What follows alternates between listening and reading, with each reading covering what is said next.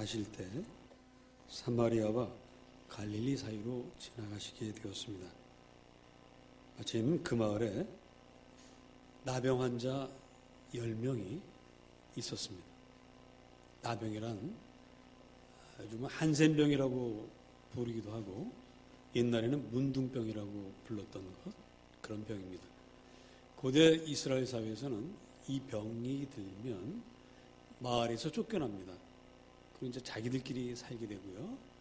이 사람들이 혹 길을 걷다가 정상인을 만나게 되면 멀리서 나는 부정합니다, 나는 부정합니다라고 외쳐야 돼요. 그래서 저 사람 문둥병자구나. 서로 만나지 못하도록 그렇게 되어 있습니다. 자, 그 10명이 이제 함께 길을 가다가 저쪽에서 누군가 오고 있죠. 근데 예수님은 어디서나 알아볼 수 있을 정도로 수많은 사람들이 따라다니거든요. 그래서 예수님이구나 하는 것을 알게 됩니다. 그래서 때는 바로 이때죠.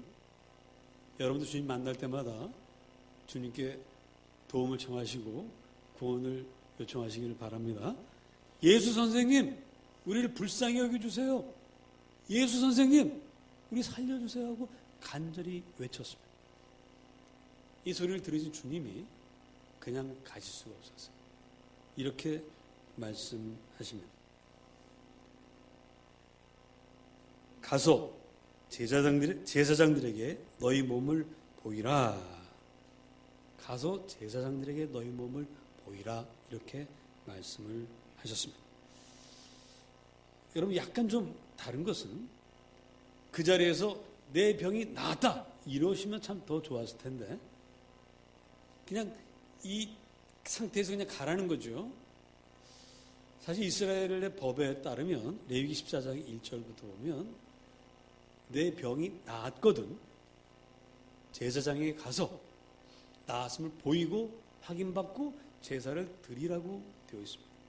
그러니까 낫지 않은 상태에서는 갈 수가 없는 거예요. 근데 주님은 그냥 가라는 거죠. 이걸 어떻게 해야 되나 고민했습니다만은 일단 가봐야죠. 믿져야? 그렇죠? 믿져봐야 본전이죠. 가다 안 나오면 돌아오면 되니까. 그래서 일단 갔습니다. 가는 중에 어떻게 됐죠? 기적이 일어났어요. 14절 보니까 그들이 가다가 깨끗함을 얻은지라 가다가 깨끗해졌습니다. 얼마나 놀랍고 기쁘고 즐거운지 꿈이냐 생시냐 하면서 서로 얼굴도 꼬집어보고 막 그렇게 부딪혔습니다. 그리고는 바로 어디로 갔어요? 가서 누구에게 가라고? 제사장에게 가라고. 그래서 제사장에 다 갔습니다. 그런데 그 중에 한 사람, 사마리아 사람 한 사람이 제사장에 가지 않고 예수님께 왔어요. 제사장에게는 좀 더 있다가도 되죠? 급한 게 아닙니다. 아이고 주님 감사합니다. 하나님께 영광을 돌리면서 나를 살려준 주님 감사합니다 하고 그 앞에 무릎을 꿇었습니다. 그리고 영광을 올렸습니다. 자, 이때 우리 주님께서 아이고 축하하네. 아이고 정말 즐거운 일이야. 아이고 와줘서 고마워. 이렇게 대답을 하셔야 될 것 같은데 그런 대답이 전혀 없어요. 그리고는 주님은 이렇게 말씀하십니다. 자, 우리 보십시다. 16절부터 읽어보십니다. 시작. 예수의 발 아래 엎드려 감사하니 그는 사마리아 사람이라. 예수께서 대답하여 이르시되, 자, 대답하여 이르시되 축하하네 잘 됐네 이래야 되는데 그 말은 싹 빠지고 그 다음 시작.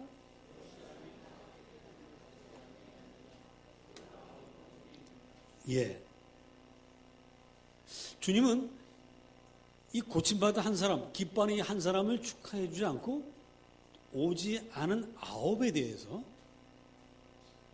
왜 이 사람들이 안 왔느냐? 이게 여기서는 여러분 혹 책망으로 들으실지 모르겠는데 책망은 아닙니다. 나중에 보면 아시겠습니다만은 이거 이제 안타까운 거예요.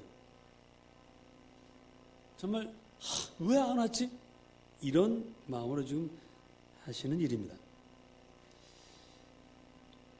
자, 물론 이 제사장에게 달려가고 그 다음에 집으로 가버린 이 사람들 그들의 마음을 우리가 이해 못하는 건 아니죠.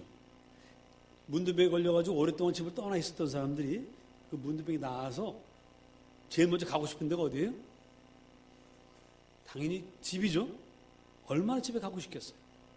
여러분 군대 가 있다가 첫 휴가 나오는 그 군인들 그 마음이 어때요? 이미 부대에 출발하면서부터 마음은 어디가 있어요? 집에 가 있어요. 그래서 얘네들은 보통 때는 10분이면 걸어가는 길을 제 휴가 때 오는 몇 분 만에 걸어가요? 모르시는구나. 군대 안 갔다 와서. 군대 갔다 온 사람 알아요. 10초 만에 걸어갑니다. 주님도 그 마음 아세요. 그러나 지금 너희들의 집에는 언제든지 돌아갈 수 있지만 나를 만나는 건 오늘밖에 없는데 내가 너희들에게 아직 할 말이 있는데 아직 너에게 뭔가 주어야 할 것이 있는데 왜 그걸 안 받아갔니 하는 그런 마음이 우리 주님 안에 있습니다. 그것이 무엇일까? 19절 보십니다. 19절 다시 읽으십니다. 시작.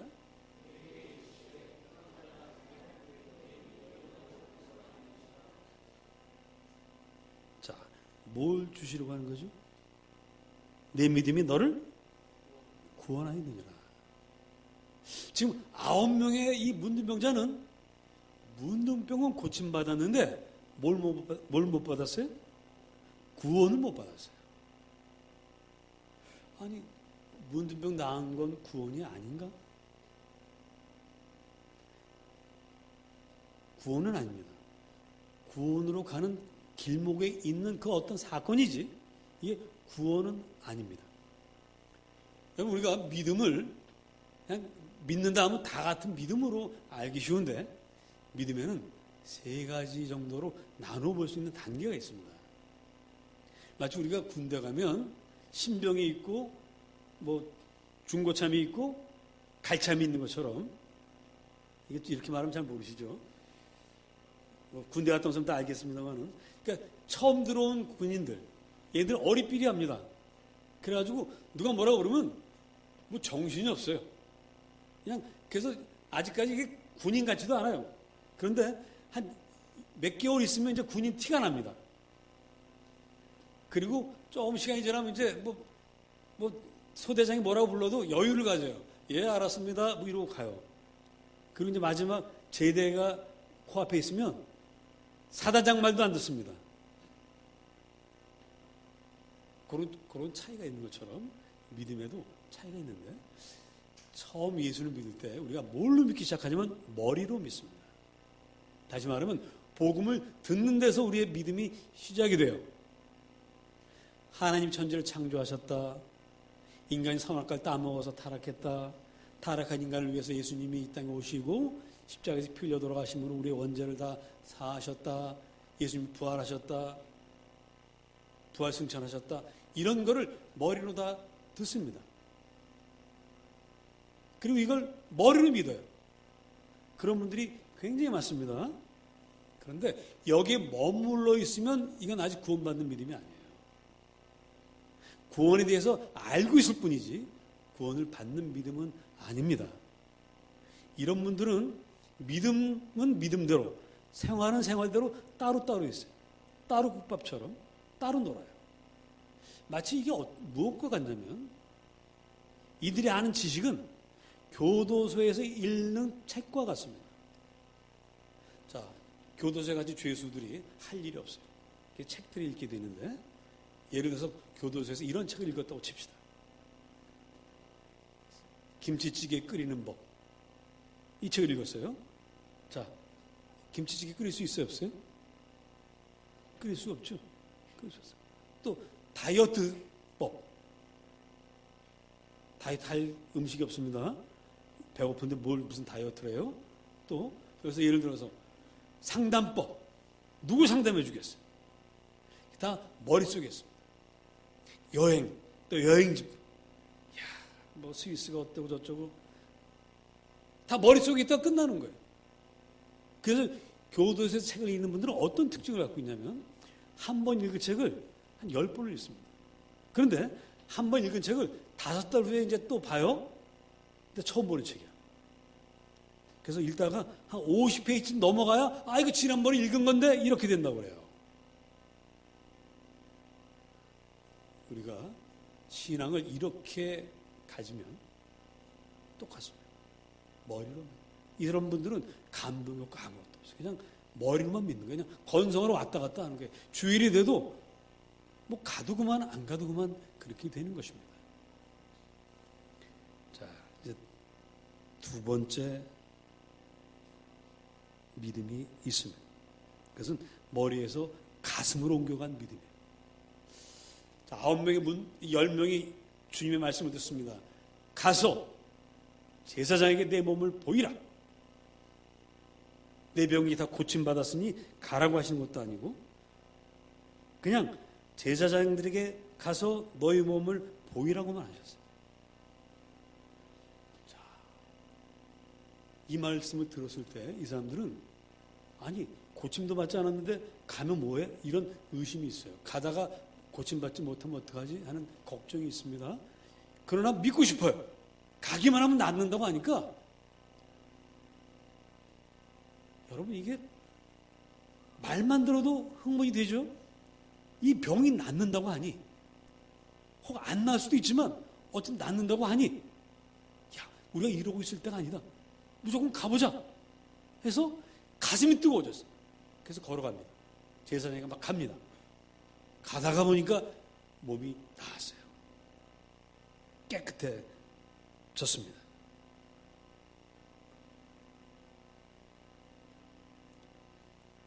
그래서 기적을 체험하는 거예요. 여러분들이 하나님 말씀대로 응답하시면 믿으시면 이런 기적들을 체험하죠. 여러분 삶 속에서 간절히 기도했을 때 어떤 때 이런 분들도 있어요.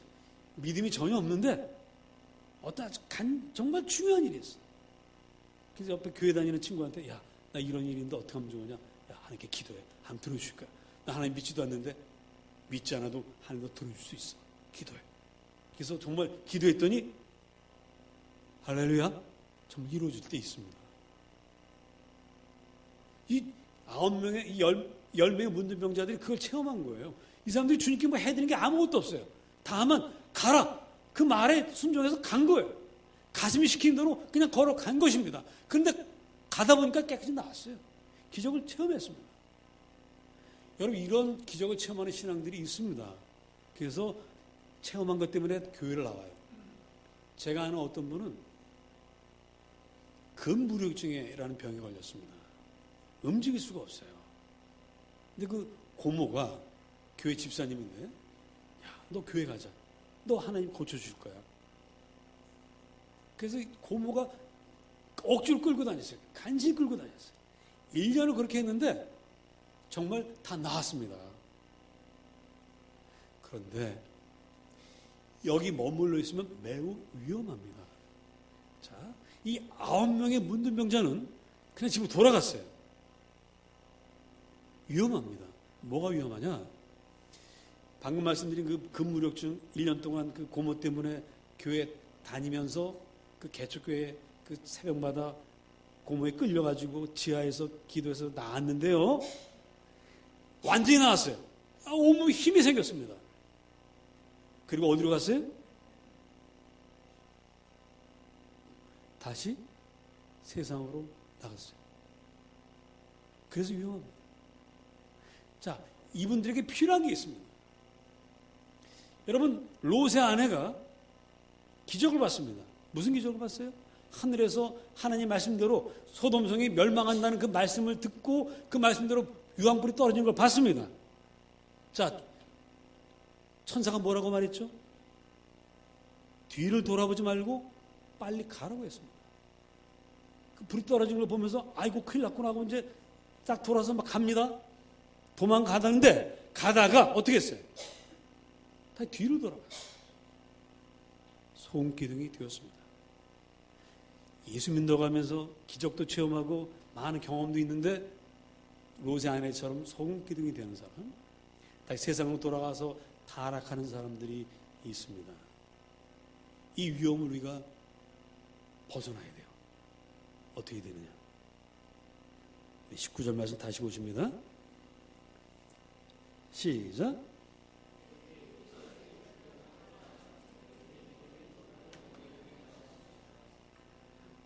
이제 구원이라고 하는 물을 통과하셔야 됩니다. 예수를 통해서 내 믿음이, 여기서 말하는 믿음은 누구냐면 예수님을 믿는 그 믿음이에요. 그래서 예수님이 나를 구원하신다고 하는 그 믿음입니다. 이제는 내가 사는 것이 아니요 내 안에 계시는 주님이 산다고 하는 고백으로 살아가기 시작하는 그 믿음입니다. 이 현관문을 넘어가야 돼요.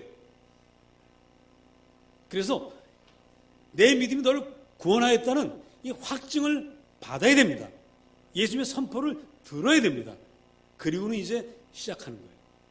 이게 바로 구원입니다. 그리고 이것은 구원의 시작이에요. 이제 그 앞에까지는 다 준비 단계고 이제 구원의 시작입니다. 그래서 가는 거예요. 어디까지 갑니까? 따라합시다. 구원의 완성. 구원의 완성까지 가는 거예요. 그러니까 1단계, 2단계는 준비 단계입니다. 3단계, 예수를 믿고 이제 신앙생활을 시작하는, 머나먼 여정을 출발하는 게 이게 신앙생활이고 그 끝은 완성인데 지금 우리가 그 길을 가는 과정 중에 있는 거예요. 저 여러분 바로 그 과정 중에 있습니다. 그럼 정말 나는 이 문을 통과했는가 안 했는가 이게 중요하죠. 통과해야만 시작할 수 있으니까. 여러분 구원의 확신 다 있으십니까? 나 구원받은 백성 맞아요? 도장 받았습니까? 자, 우리의 도장은 누가 찍어주시냐면 에베소서 1장 13절 14절을 보면 성령의 인치심을 받는다고 되어 있어요. 성령께서 도장을 찍어주신다고 되어 있어요. 성령께서 저에게 도장을 찍어주셨습니다. 여러분들에게도 찍어주셨습니다. 그런데 한 가지 문제는 주님께서 제 마음에 도장을 찍어주실 때 제가 몰랐어요. 이걸 찍고 가신 건 제가 몰랐어요. 왜? 이건 신비한 사건이기 때문에. 영의 구원은 하나님만이 하시기 때문에 우린 모릅니다. 근데 이 도장이 찍혀야만 효력이 있어요. 그럼 집을 사고 팔 때 뭘 쓰죠? 계약서 쓰죠. 계약서만 써놓으면 이제 효력 발생합니까? 반드시 뭘 해야 돼요? 사인을 하든지 도장을 찍어야 돼요. 도장도 반드시 무슨 도장? 인감 도장을 찍어야 되고, 인감 도장이 진짜 인감인지 아닌지 증명은 뭐가 필요해요? 인감 증명서가 필요합니다. 도장이 찍혀야 돼요. 여러분 도장 찍혔다는 사실을 근데 우리 모르니까 어떡합니까? 그런데 에베소서 보니까 이렇게 되어 있어요. 예수를 주로 고백하면 그게 바로 도장 찍혔다는 증거입니다. 성령께 도장을 찍어야만 우리 입으로 예수님은 나의 주님이십니다라고 고백하게 되어 있습니다. 다 같이 고백합시다. 주는 그리스도시요 살아계신 하나님의 아들이십니다. 이거 지금 억지로 하신 분 계세요? 자원해서 하셨죠? 정말 이렇게 믿음을 하셨죠? 도장이 찍혔다는 증거예요.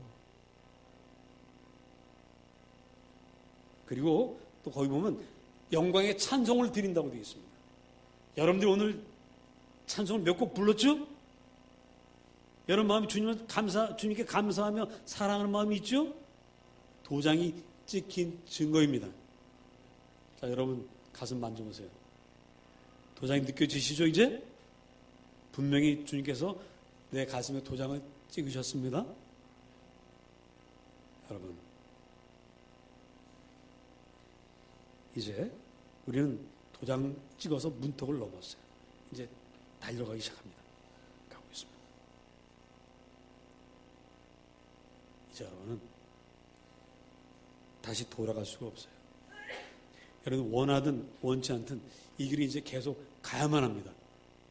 여기서 머뭇거리면 자꾸 뒤를 돌아보면 힘만 들어요. 고장납니다. 자동차를 세차들 하셔야 되는데 자동 세차장에 가보신 적 있습니까?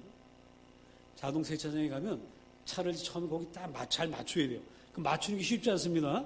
딱 맞추고 딱 됐습니다 하고 딱 멈추면 사이드 미러 접으라고 그러죠? 그리고 이제 그다음부터 가만히 있으면 이제 어떻게 되죠? 차가? 끌려갑니다. 어떤 데는 끌려가고 어떤 데는 이제 이게 왔다 갔다 하는데 차가 막 끌려가는데 여기서 만일에 나 세차 안 한다고 후진기 안 놓고 뒤로 나오면 어떻게 돼요? 기계가 망가져서 여러분 배상해야 되고요. 아니면 여러분 차가 망가집니다. 일단 그 안에 들어가면 그냥 가야 돼요. 이제 여러분 예수 믿은 거 후회해도 소용없어요. 이럴 줄 알았으면 괜히 믿었다. 예수 믿고 고난받고 어려움 당하고 예수 믿는다고 해서 뭐 아프지 않은 것도 아니고 이거 뭐야 이거. 나 돌아갈래. 따라하십니다. 절대 못 돌아가더라. 갈 수가 없어요. 주님께서 여러분들 한 번 붙잡으시면 절대 안 놓치십니다. 괜히 여러분 뒤로 가려고 질질 그러면 안 가겠다고 하면 질질 끌려가요. 손목만 아파요. 그냥 주님께서 끌어가실 때 아멘하고 끌려가시기를 축복합니다. 그냥 가세요. 염려하고 근심하고 걱정되지만 가세요. 사도 바울이 주님께 부름받아서 복음을 전합니다. 이제 동방으로 가려고 했어요. 근데 성령께서 못 가게 하시는 거예요. 여러 날 붙잡혀 있었습니다. 아니 주님, 제가 복음을 전하러 가야 되는데 왜 저를 여기다 붙잡아 놓습니까? 어느 날 환상 중에 마게도냐 사람이 손짓을 합니다. 우리를 도와달라고 손짓을 합니다. 마게도냐로 가라고 하시는구나. 그래서 마게도냐로 갑니다. 근데 마게도냐는 아무 준비가 없어요. 아는 사람도 없어요. 무조건 가야 됩니다. 그때 여러분 얼마나 마음이 불안하고 떨렸겠습니까? 그래도 어떻게 성령이 가라고 하는데 갔어요. 가서 마게도냐 서성 빌립보 성에 갔습니다. 갔더니 이렇게 보니까 전부 아는 사람이야. 어떻게 아는 사람이에요? 다 마게도냐 사람이야. 자기는 다 아는 사람인데 그 사람 중에 바울을 알아보는 사람은 한 사람도 없어요. 누구에게 말 한마디 붙일 수가 없습니다. 그래서 하루 종일 돌아다니다가 강가에 앉았습니다. 그리고 이러고 있는데 마침 그 강가에서 빨래하는 이들이 있었어요. 그분들이 말을 붙입니다.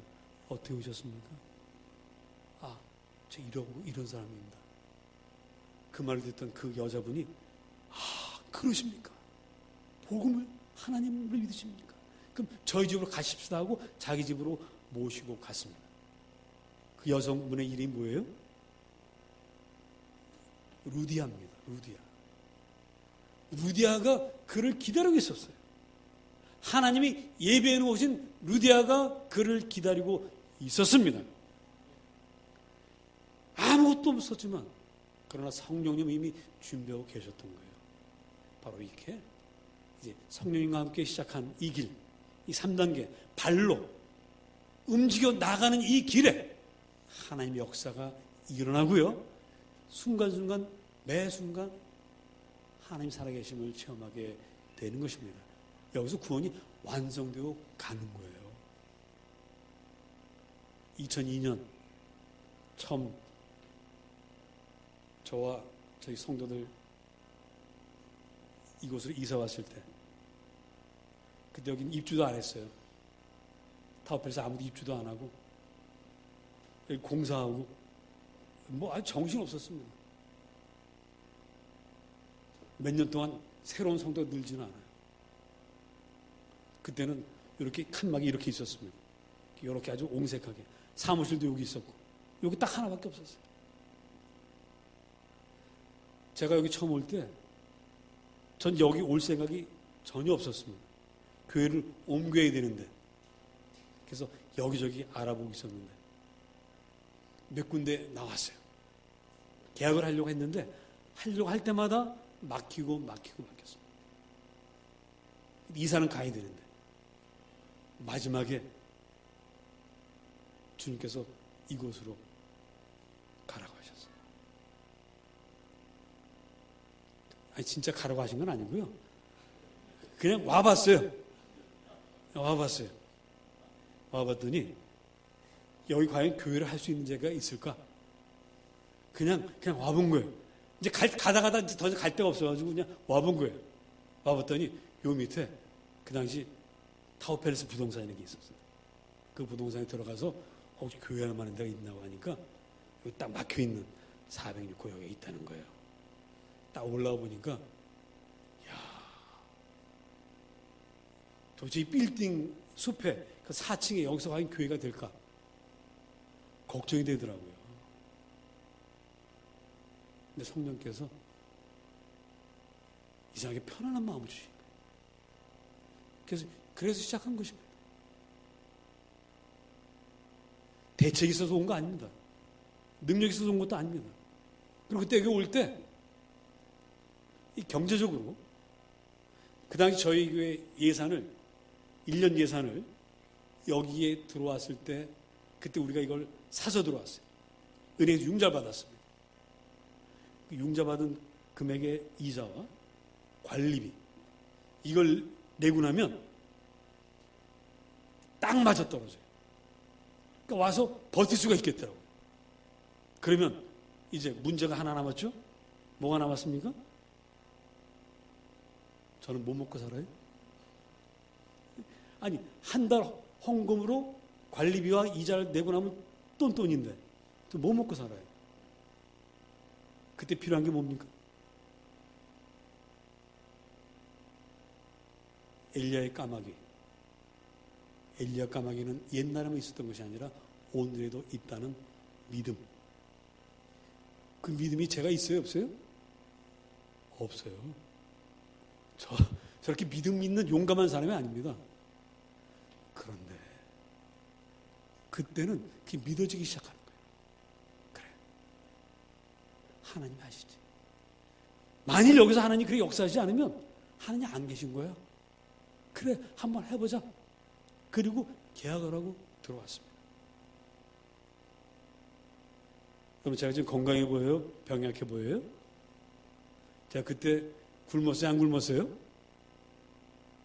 여러분, 하나님 살아계십니다.